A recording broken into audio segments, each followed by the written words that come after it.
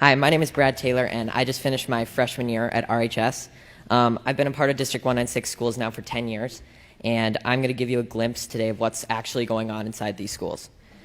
Despite the board's attempt to deny it, District 196 schools are quickly becoming a place where promoting activism is actually more important than promoting education. I'll take you back to my first day at RHS this fall. The principal came out and gave us a heartfelt speech about equality and standing together. He began to list countless races, such as Latino, Asian, expressing how much they matter and how important they are. But never once did he mention a race or identity that reflects me, or half the kids that were in the class. Now, members of the board, I know you haven't been to school in a while, and I know none of you, or most of you, don't have any kids left in the school district. But you must admit how uncomfortable it will be to be characterized just by your skin color on the first day of school, and be thought that you were wrong just because of your skin color. So I will never forget the look one of my friends gave me from across the room as we were sitting there listening to this blatant bias being expressed in the so-called equity statement by the leader of our school. To be clear, I don't need you to tell me that I matter, but hearing the condolences given to other races and leaving just one race out, inevitably you'll start to feel like you've done something wrong. And in our principal's attempt to unify us, he instead created unwarranted boundaries and barriers between his students, pitting us against each other based on characteristics that we can't control. In another separate instance, I was told that writing "All Lives Matter" on the whiteboard was political and could be seen as offensive. When I questioned the teacher after class, she told me that she didn't have an answer and she just had to erase it, and it was quickly erased. There are political signs all over RHS about specific races that matter, specific sexual orientations that matter, and specific perspectives that matter. But when I questioned the RHS administration about how these signs were political, they told me that they were supporting human rights. So when I questioned why the equity statement couldn't represent all students, they told me that to even ask that question was outlandish and offensive.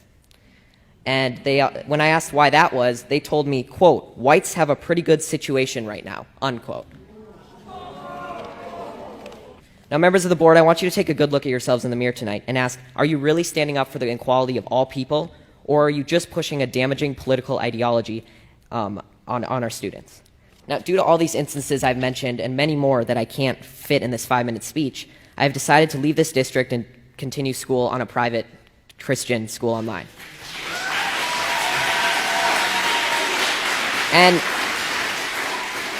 And there will be sacrifices, and I will not get to walk in the graduation ceremony or attend milestones at RHS, but I will be able to learn in an environment that is not intent on punishing me daily for my skin color and political views.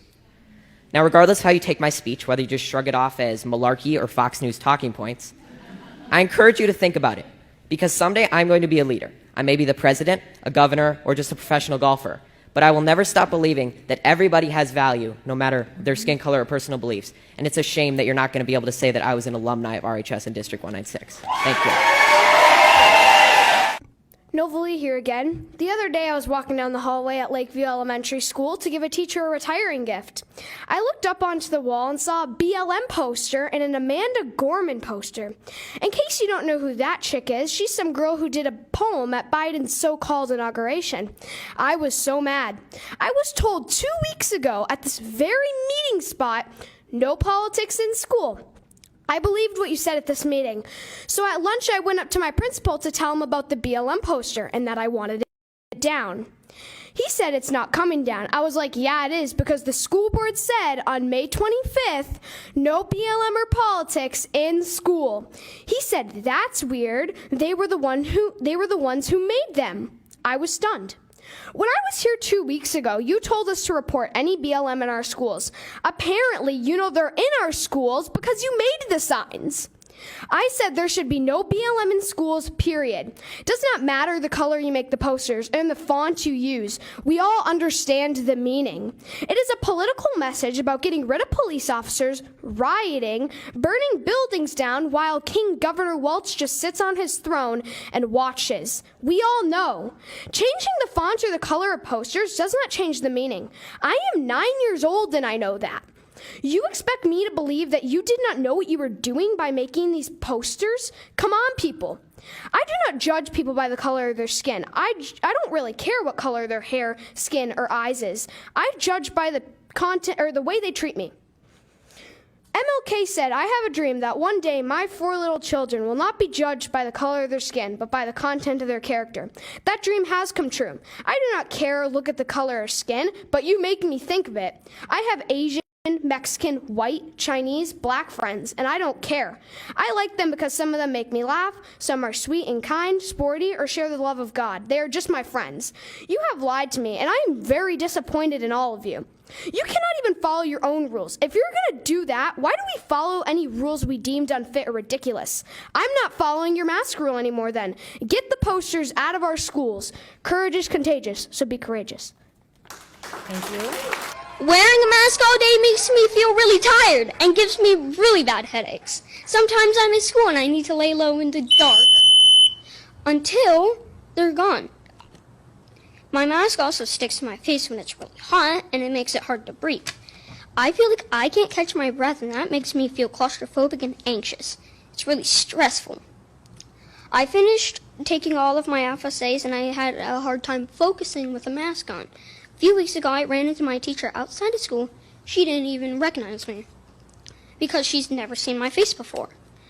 But I knew it was her because she sits at her desk a lot without a mask on. I know my teacher has asthma and everything, but I understand why it's hard for her to wear a mask, and I think she should have that choice. But I should too. I have allergies, and I feel really anxious with my face covered. But I'm not allowed a mask break like her. It seems unfair. All this seems unfair, and it doesn't make sense. I miss seeing people's face. I miss the way things used to be. I'm scared they'll never go back to normal. Breathing freely doesn't seem like something we should have to ask any other people for permission for. Please make masks optional today. It would be so awesome to end the school year on a really happy note like that. Thank you for your time.